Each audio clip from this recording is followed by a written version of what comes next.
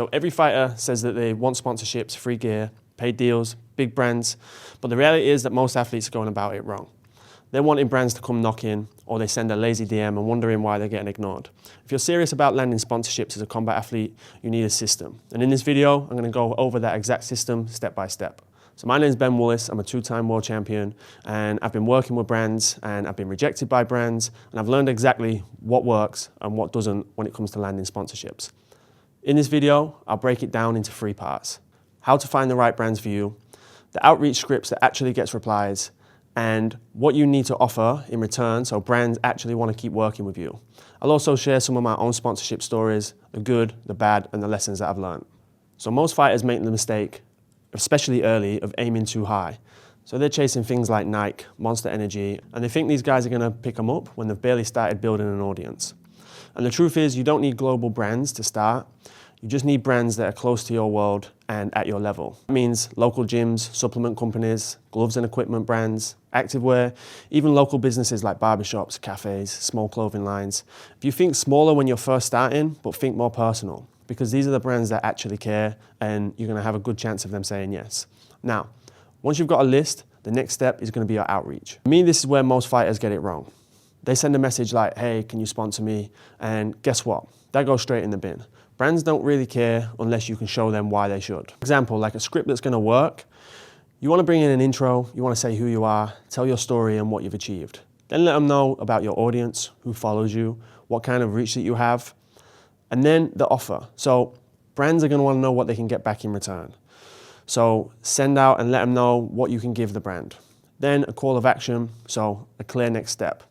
So that can sound something like, if I'm using me for an example, hey, my name's Ben Willis, two-time world champion. I've built a community of athletes who follow in my training career. I love what you're doing with insert product, and I'd love to represent you. In return, I can showcase it to my audience through training content, fight week, promotions, and ongoing brand mentions. Let's set up a quick call and see if we're aligned.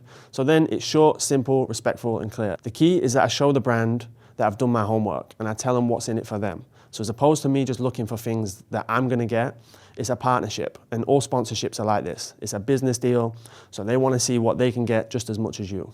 And that's kind of the part that nobody talks about, what it is you offer back. Brands don't just sponsor you out of kindness, they want an ROI. And they want exposure, credibility, and content. So think of yourself and your platform that you're building as a walking billboard. The things that you can offer, things like social media posts featuring their products, wearing the gear during training, fight weeks, shout outs in YouTubes, podcasts, meet and greets, appearances, even things like affiliate links, discount codes. The key is you make it a win-win. Don't just ask for free gloves, ask how you can help sell them more gloves. And that's the mindset that's gonna help you keep sponsorships alive.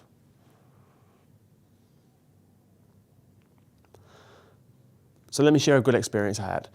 Early in my career, I was connected with a supplement company, and instead of just asking for free stuff, I told them I can create training content with your products, I'll share my nutrition routines, and I can tag you every week. They said yes. Over time, it grew, and they gave me better deals, supported my camps, and he even helped me network with other athletes when I was first starting.